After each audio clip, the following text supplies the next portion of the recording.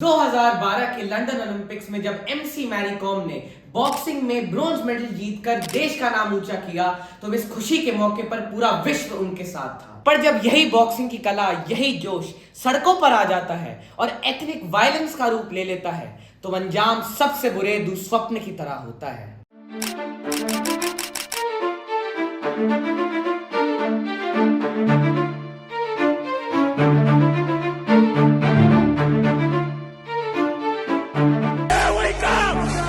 We are indigenous people!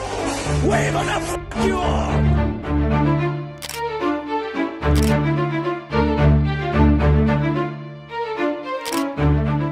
नमस्कार दोस्तों, 3 मई 2023 cookie tribal group एक विरोध मार्च आयोजित करता है जिसके बाद मणिपुर स्टेट में अशांति फैल जाती है। मीटी नॉन ट्राइबल ग्रुप के साथ उनकी झड़पें होती हैं जिसके परिणाम स्वरूप कई गाड़ियों और संपत्तियों को नुकसान पहुंचता है। हिंसा के मुख्य क्षेत्र बनते हैं मणिपुर के डिस्ट्रिक्ट्स जैसे चुराचंदपुर, इम्फाल ईस्ट, इम्फाल वेस्ट, बिष्णुपुर, तेंगनुपाल और कांगपोकपी। लंबे समय से मौजूद गहरी फॉल्ट लाइनें जो एक चिंगारी के फूटने का इंतजार कर रही थी आखिर आग की लपटों में आ ही गई।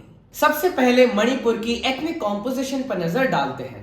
2011 के सेंसस के अनुसार मीटी कम्युनिटी, जो कि विशेष तौर से एक हिंदू समुदाय है, राज्य की 3.5 मिलियन की जनसंख्या के 50% से ज्यादा है। नागा और कुकी ट्राइबल ग्रुप्स, जो कि 2 क्रिश्चियन मेजॉरिटी ट्राइब्स हैं, राज्य की आबादी का लगभग 40% बनाती है।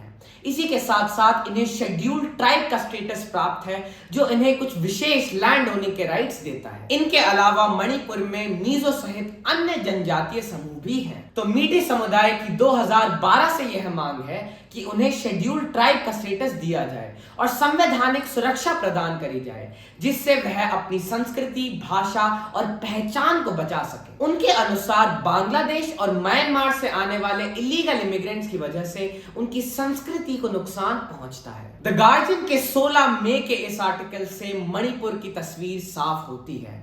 वह कहता है, Leaders of the mainly Christian-held tribes say that living alongside the mostly Hindu Meeti people is as good as death for our people. यह पंक्ति मीटी और कुकी समूहों के बीच गहरी दूरियों की ओर इंगित करती है।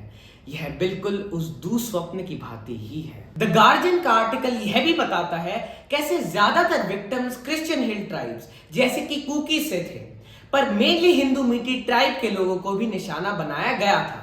इसे भी नजरअंदाज नहीं किया जा सकता है। अब इस हिंसा के लिए प्रत्येक पक्ष के पास कई आख्यान और कारण है। ऐसा बताया जा रहा है कि जब मणिपुर की हाईकोर्ट ने राज्य की सरकार को मीटी को एक शेड्यूल्ड ट्राइब घोषित किया जा सकता है या नहीं, इस जटिल और लंबे समय से लंबित मुद्दे पर स्थिति लेने और चर्चा करने के लिए निर्देशित किया तो यही निर्देश एक मुख्य चिंगारी के रूप में उभरकर सामने आया। पर इसके विरोध में सुप्रीम कोर्ट ने कहा कि किसी भी हाई कोर्ट को एक एथनिक ग्रुप को शेड्यूल्ड स्टेटस देने का कोई अधिकार नहीं है, बल्कि यह एक गंभीर मामला है जहां निर्णय से पहले समीक्षा की जटिल प्रक्रिया की आवश्यकता है। अब सवाल यह है कि बाकी ट्राइबल ग्रुप्स मीटी की डिमांड का विरोध क्यों कर रहे हैं? जवाब है आबादी। दरअसल कुकीज जैसी एसटी ट्राइब्स का कहना यह है कि मीटी समुदाय जनसंख्या तथा राजनीतिक प्रतिनिधित्व यानी पॉलिटिकल रिप्रेजेंटेशन के संदर्भ में पहले से ही डोमिनेंट है। तो एसटी स्टेटस मिलने के बाद यह प्रभुत्व और अधिक हो जाएगा जो कि नाइंसाफी है। और इसी के साथ साथ मीटी के कुछ सेक्शंस को पहले से ही ओबीसी स्टेटस मिला हुआ है जो उन्हें कुछ विशेष अवसर देता है। और तो और मीटी भाषा पहले से ही संविधान के 8 शेड्यूल में शामिल है, तो एसटी स्टेटस का कुछ औचित्य साफ नहीं होता है। तो दोस्तों, मेरे अनुसार सरकार के लिए भी ऐसे गंभीर मुद्दों पर फैसला देना एक पेचीदा काम है, लेकिन इतिहास गवाह है कि लड़ाई झगड़े और तलवार उठाने से किसी भी समस्या का हल नहीं हुआ है और बाकी अच्छे दिन तो आने वाले हैं। चमन में इख्तिला तिरंगो बू से बात बनती है, हम ही हम हैं तो क्या हम हैं, तुम ही तुम हो तो क्या तुम हो। नमस्कार।